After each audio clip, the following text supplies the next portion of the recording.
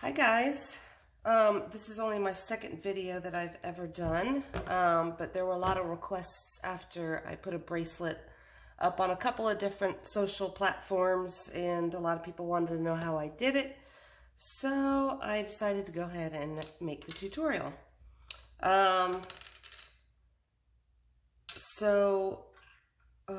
It is a bracelet, and it's kind of a batik-y looking bracelet. And I should have brought it out here to show you, but I guess you'll see it from here when we're done. Anyway, I start out with, I already rolled out my clay. This is on the thickest setting, so that's where we're starting. I have these metallic pastels, chalk pastels, that I got on Amazon, and I will put a link on there for you. The original bracelet did not have these pastels. They just had regular pastels. I have a big box of just regular. These are the metallic, and I've used these since, and I love them so much. So I'm going to just, these are the chalk. Make sure you get chalk pastels. Oil pastels do not work. I did try them, plus they have an odor, and I'm not sure that it can go into the oven. So make sure that you get chalk pastels. They work the best. So I'm just going to take my X-Acto knife and just shave off all over the black here, just in a random pattern, just to where you think it looks good. So you just kind of shave around, and it has little flakes that drop everywhere.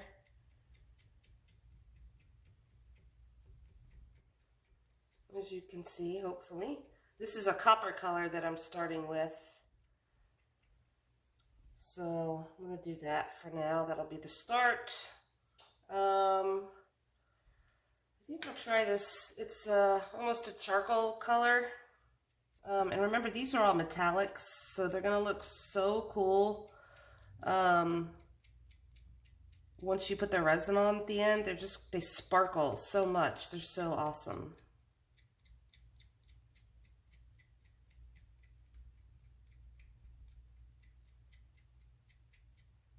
Actually, I'm not even going to resin these. Now that I think about it, I did some that I did resin. Because they were flat. These are not flat, and I will show you how I make them not flat when we get to that point. This is a silver.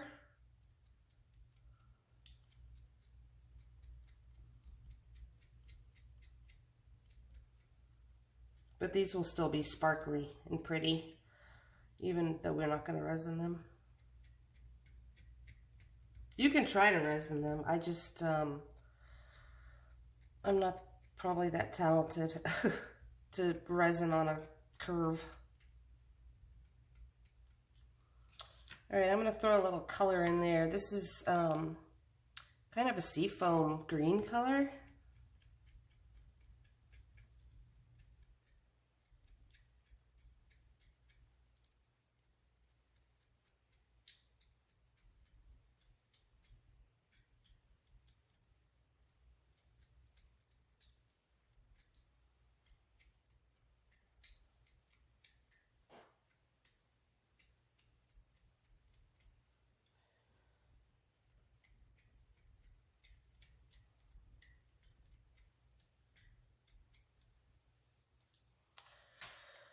And this blush color.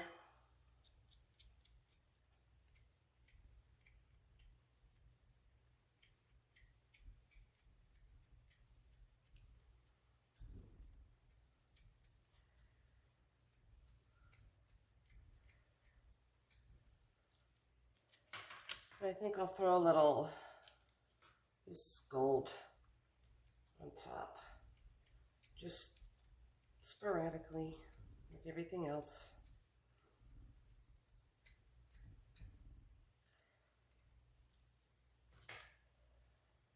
So I think that's pretty good. So I'm going to do one there. Then You can do whatever you want. If you want to smear it across like that, that's fine. I just kind of dab it on. Dab it in there like this. I like how that looks for me. But like I said, you can do whatever. You can go across and scrape like that. That's fine. You do you. But I like how this looks. So then I'm going to take just an index card and kind of burnish it a little bit so it gets into the clay.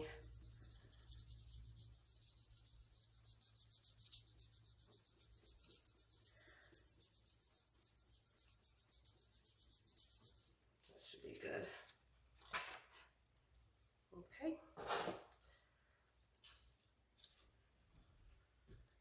I just want to clear up the sides over here so it's not so... I just had a paper towel.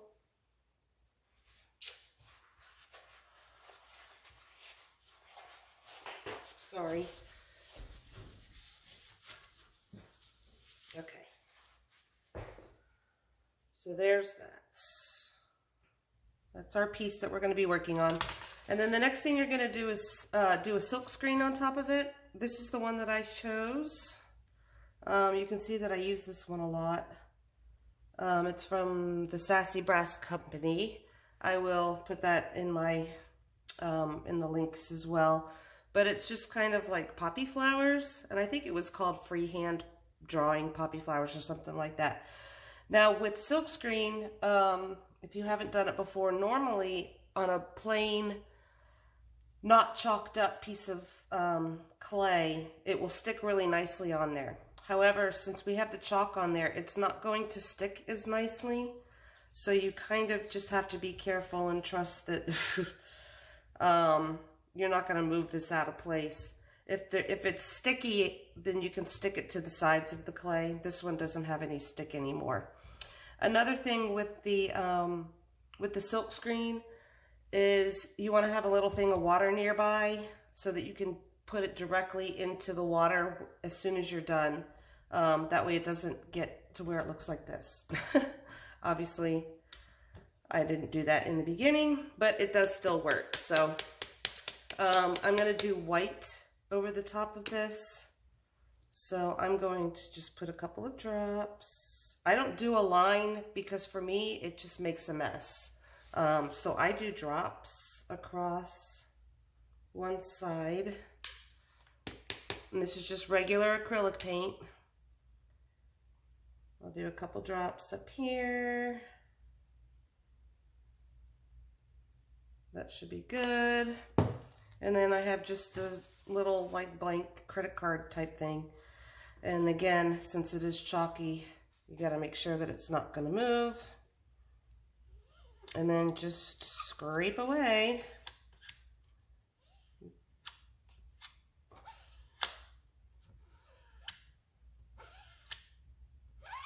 Okay. And then lift it up. Looks okay. Put it in my water over here.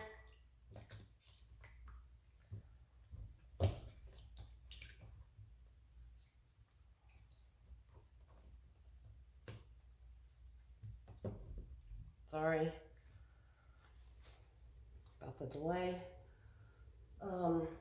You can let that dry by itself, but I'm gonna go ahead and I use a heat gun. So I'm gonna use my heat gun real quick just to dry it up a little bit. It dries it a little faster.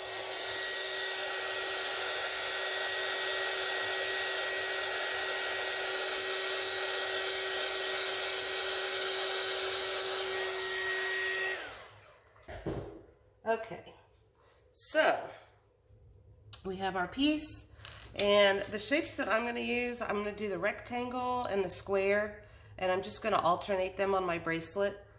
And to keep them, well, let me cut them out first. Just pick your areas that you want to cut out.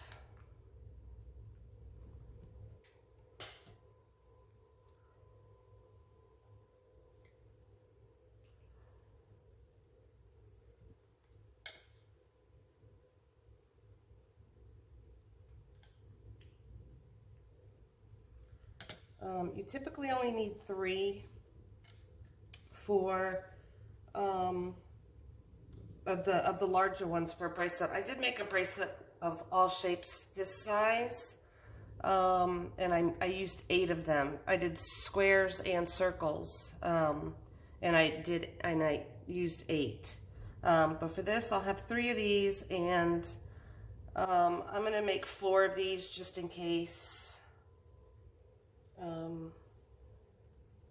We'll just see how that works.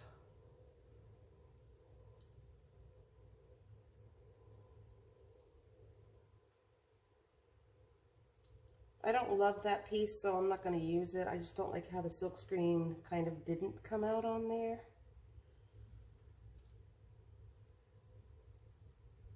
So I'm going to do this instead. So, okay. Lift off your piece, your extra. I'm going to do a video on what I do with this extra. Pretty much every time I do a veneer, I do something with the extra, and I'm going to do a separate video on what I do with that stuff.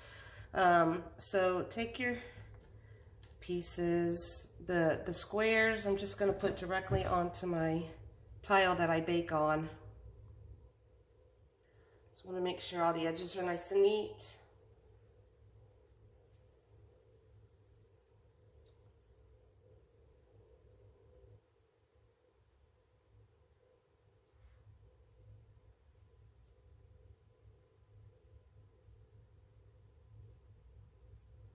Clean those up.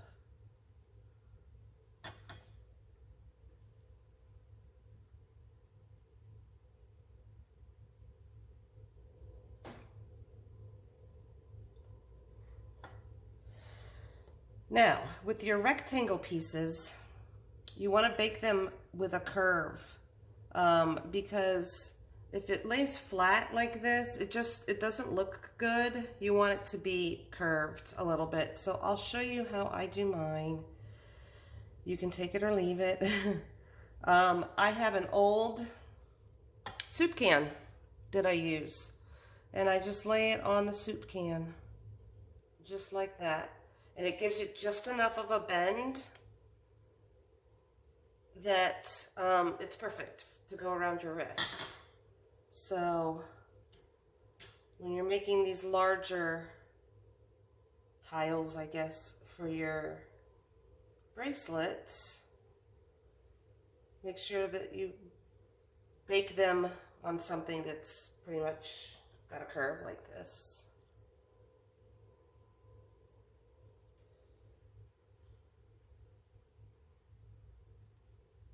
And when I was saying before that I can't do resin on a curve, this is exactly what I was talking about. When they're done, they're curved and the resin slides all around. Plus, I kind of like the matte look on these. It gives it more of a batik feel to them. But like I said, when I do the ones that are just this size of a square and circle pattern, I did resin those, and they look cool too. So those are the 3 like this that are going to go on. I wanted to also show you how I bake my clay, and I'm sure other people do this. It's nothing new, but it's just kind of cool if you've never seen it. I got this tile,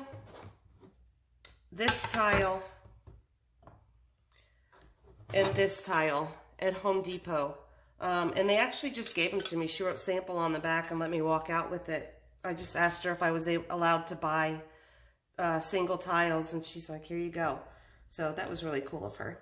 But anyway, what I do is I put my pieces to be baked on one tile. I don't know where this came from. And I just took scrap tile and I balled it up and stuck it on here. So these are all baked, these corners. And then I put this tile on top. And then that's how I bake my pieces.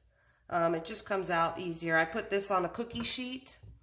And then when I'm doing bracelets, when I do soup can, I'll have this in there, and then I put this on the side so it just kind of stays up. And then I'll vent it with a piece of foil over the top of this. So I'm going to go ahead and bake these, and then I'll be back. Okay, so I'm back. This has been baked. You can see that these are curved nicely. And the only thing that I did was I gave it a little buff really quickly across the top. And then I did the holes and put the jump rings, and then I just do a little toggle on the ends. So that is the bracelet, and that's how it looks when it's done. So yeah, if you have any questions, just comment. I will reply. If you have any feedback or anything about the video, like I said, this is only my second video, so still a little nervous, still a little new, but I am very up for any kind of constructive criticism that you may have. Check out my website, treysclay.com. It's Treys clay.com. Yeah, thanks for watching. Bye.